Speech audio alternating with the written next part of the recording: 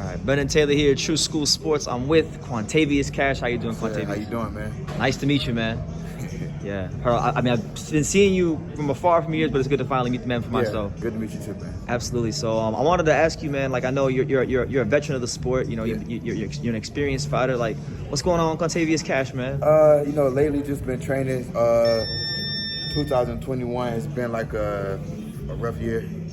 You know, fights falling through. Yeah. But I had 3 fights back in my hometown this year, so it's been pretty cool. And I had a couple of camps with world champions, Alimkhaunly this year, Caleb Plant, and I just recently got back from LA sparring Janibek. Janibek Alimkhanuly, yeah. Yeah, he's a top dog at 160. We haven't got there yet. I figure he's gonna be the next world champion at 160. Absolutely. And I'm right there with you, man. A lot of things you were telling me gave me some confirmation. We'll get to that, but I kind of wanted to just talk about you for a second, man. You were talking to me about that Calvin Metcalf fight last year. Yeah. And the trials and tribulations you went through in the Calvin Metcalf fight. What was that like?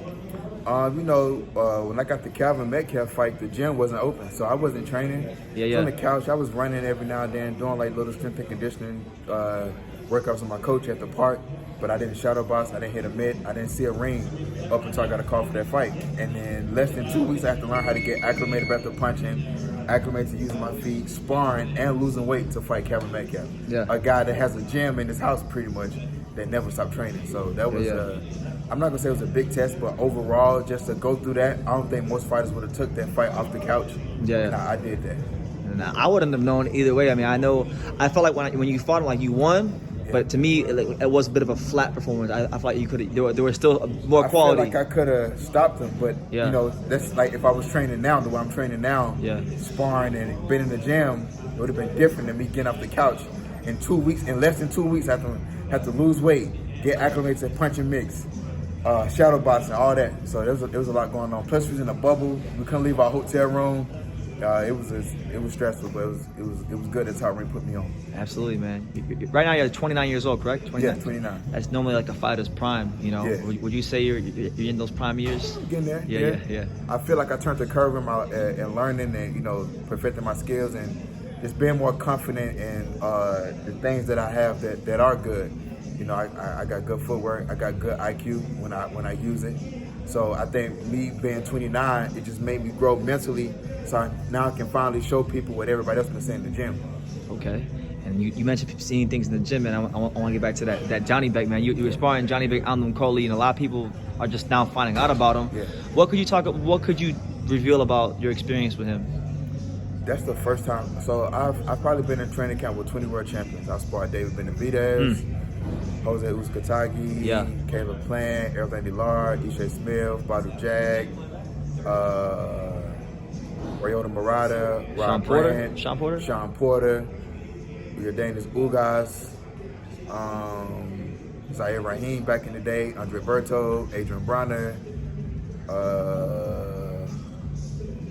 It's extensive. It's an extensive resume. So many. I have like a fucking list of like all the like top guys I sparred. Janibek was the first guy in a long time that made me feel like a kid in the ring, strength-wise. Really? And we're in the same weight class, yeah. And I was eating out there, like I was in training, I was eating a lot, trying to keep on weight to make sure I can keep up. And this guy's just like the southpaw, younger Triple G to me. Really? Yeah. So you're saying his strength and like what else about him made him a difficult problem? Just his maturity, his IQ. Yeah. Just the way you can just capitalize off one little window where you can be sparring. Like you can be sparring. I spar like, man, I spar everybody. And like a lot of times I get away with like certain mistakes and nobody call me out on my bullshit except for like people outside the ring. Yeah.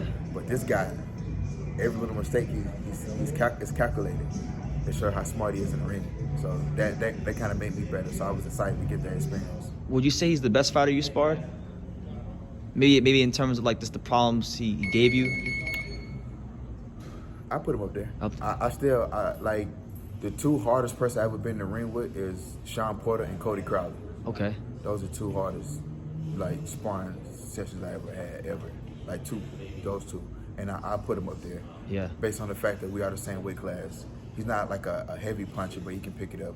He's strong. He's physically strong. He got good reflexes. And he's a boxer. You know, most European guys come forward and they just want to be a dog. He's not like that. He's more smooth with it. I haven't really seen that out of a lot of guys coming from that region. It's only a handful, really. Only a handful that they can be smooth with it too. Yeah. And not just like overpower you. Like he's overpowering, but it's not like he's not forcing it. Yeah, I know earlier we were talking about like Demetrius Andrade, and you say you sparred Demetrius Andrade. Demetrius Andrade, my guy. That's my guy. Yeah. Well, Janibek's ranked number 2 in WBO, and that's probably a fight that could happen soon. How do you think that'll play out? I don't know. I really feel like Janibek can shock everybody at 160. Truly, honestly, and truly. And that don't take away from none of my friends that are champions at 160. I feel like, Janibek's right there. So that's a 50-50 fight.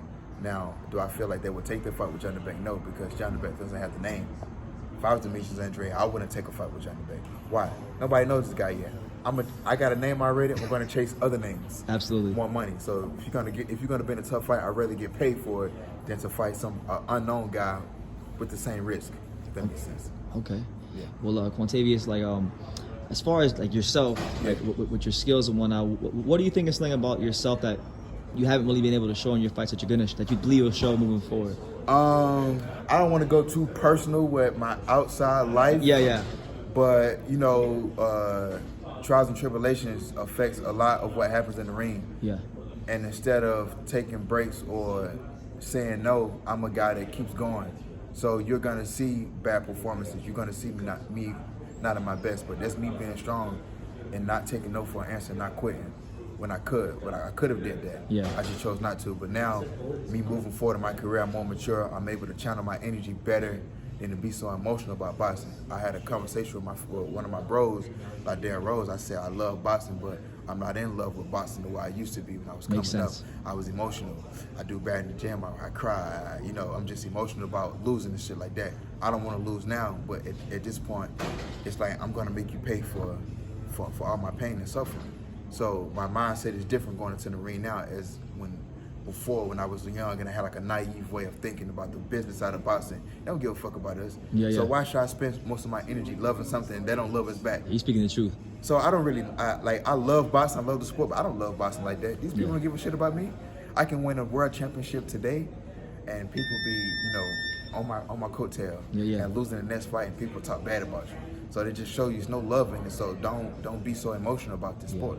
Just do your job. And that's what I'm here to do now. I'm here to do my job. I've been perfecting my craft and I'm ready for my coming up part. I'm ready to show people that, I'm there just like everybody else. Like Ishe Smith, he put a post up for I want to say it's my birthday or something. And he was saying he said he would be pissed if I don't become world champion. I should be seasoned by now. Those are guys I came up under in the gym. Just being around those guys for so many years, like him and Badu Jack. A lot of this shit rubbed up on me. So now this is my time to put people in the same predicament I was in when I was young coming up. So now I'm trying to give them a dose of the medicine that was given to me. So I feel like I'm ready now. Yeah, you sound very self-assured.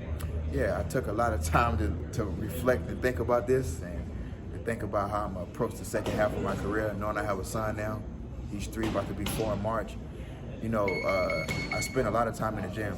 I spent a lot of time sacrificing good times to, I can't travel. I can't go back home and see my family, my dad and my grandmother. I can't spend a lot of time with my son because I'm so focused on boxing. So I'm ready to give it. I'm ready to get this my all so I can pay off, so I can, ride to the sunset and just have fun with my son and the rest of my family and be a family man again. Because when you're on the grind, it's a lonely sport. That's what people understand. Yeah. My mindset is fighting every day, having a fight coming up. I can't be a family man right now. I can't have that mushy family man, but my motivation is to get to that point where I can get rid of boxing and just be a family man full time, being successful in boxing. So I got to prove myself first.